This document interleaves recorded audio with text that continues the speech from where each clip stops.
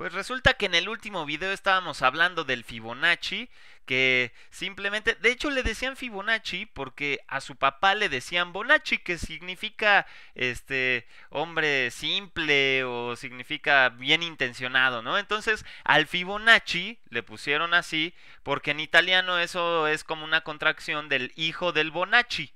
¿Ok? Entonces, este señor Leonardo de Pisa, que era su nombre original, en realidad escribió un libro en donde puso todo este estudio de los conejos que estábamos planteando en el video anterior, y ese libro se llamó el Liber, Liber Abaci. ¿Ok? Liber Abaci es el título del libro que escribió el Fibonacci. Sé que es muchos Bonaccis y demás, pero bueno, ese fue el libro que empezó a escribir y ahí trabajó mucho tiempo con cosas de matemáticas. Ahora vamos a tratar de responder la pregunta que quedó planteada en el video pasado, que decíamos, ok, aquí tenemos esta fórmula para la sucesión de Fibonacci, podríamos... Bueno, esta es una fórmula recursiva, es decir, el siguiente paso depende de los anteriores.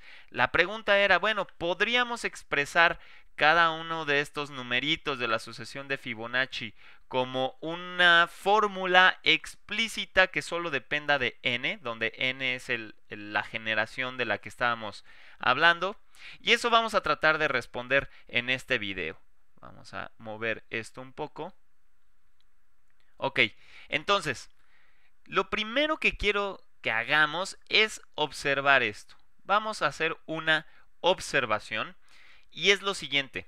Vamos a considerar la ecuación esta de los números de Fibonacci, es decir, que el número de camadas que se tienen en la generación n más 1 es la suma de las camadas que se tuvieron en la generación n más las camadas que se tuvieron en la generación n menos 1. Vamos a suponer ahora que tenemos dos formulitas, es decir, supongamos que Sn y Rn son dos sucesiones que satisfacen, vamos a llamarle a esta la ecuación 1. Entonces, Sn y Rn cumplen la ecuación 1. Vamos a concluir una cosa. Entonces van a ocurrir dos cosas. Uno, Sn más Rn cumple 1. Es decir, la sucesión formada por la suma de los términos de Sn y de Rn resulta que también satisface la ecuación de Fibonacci.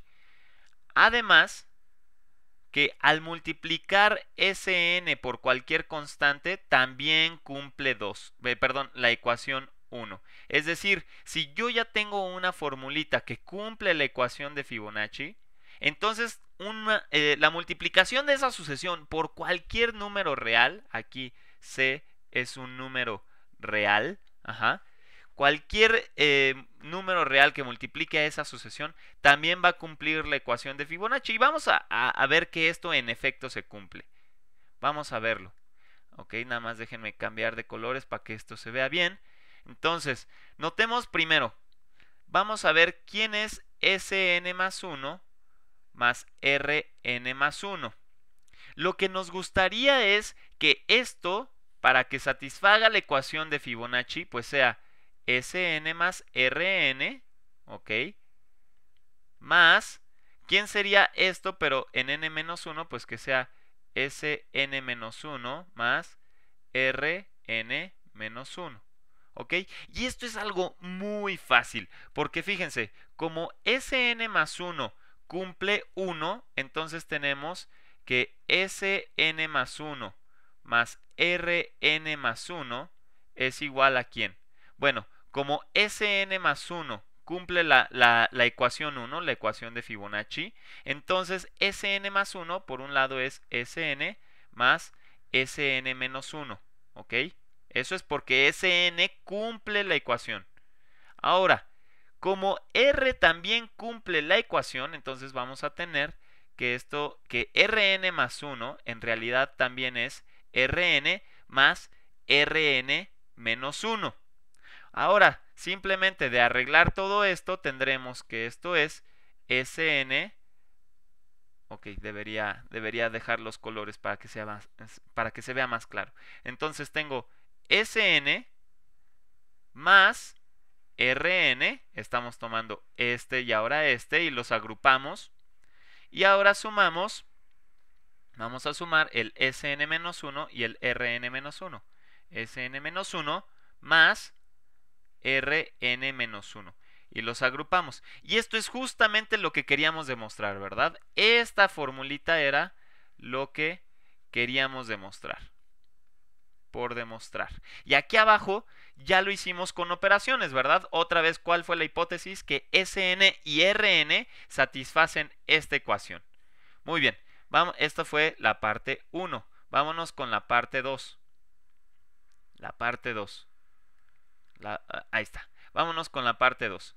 Ahora queremos demostrar, aquí cuando ponga PD significa por demostrar, que si Sn satisface la ecuación de Fibonacci, entonces al multiplicarlo por una constante también debe satisfacer la ecuación. Es decir, que C por Sn más 1, todo esto considerado como un número, es igual a C por Sn más C por Sn menos 1.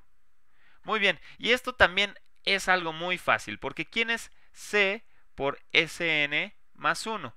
Bueno, como Sn más 1 satisface la ecuación de Fibonacci, esto es C por Sn más Sn menos 1. Otra vez, como Sn más 1 es igual a Sn más Sn menos 1, al multiplicar por C nos queda esta expresión.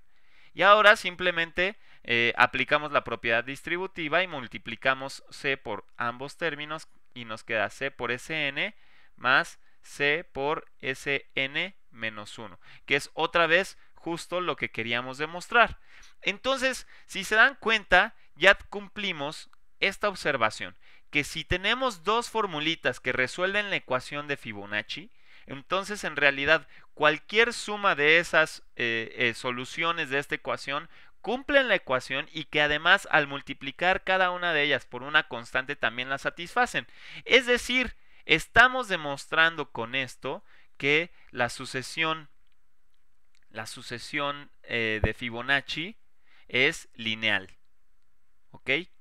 Ahorita vamos a decir en resumidas cuentas lo que eso significa. Entonces la sucesión de Fibonacci es lineal. ¿Qué significa que sea lineal? Justamente que abre sumas, es decir, que suma de soluciones es solución y que multiplicación de solución por una constante también es solución. Eso es lo que significa que sea lineal. Ok, entonces, ya para ir terminando este video, quiero que vayas pensando en lo siguiente. ¿Qué pasaría, por ejemplo, si ahora proponemos que el número de camadas a la generación n sea lo mismo que multiplicar algún número por sí mismo n veces? Esto significa que estamos multiplicando un número que no sabemos aún cuál es por sí mismo n veces, ¿verdad? Esto es R por R por R, etc. Estamos multiplicando a R por sí mismo n veces. N veces. Ok, la pregunta es, bueno, si proponemos a la Fn de esta forma, ¿quién demonios va a ser R? Esa pregunta te la quiero dejar ahí pendiente. Piénsalo y nos vemos en el próximo video para tratar de resolverlo.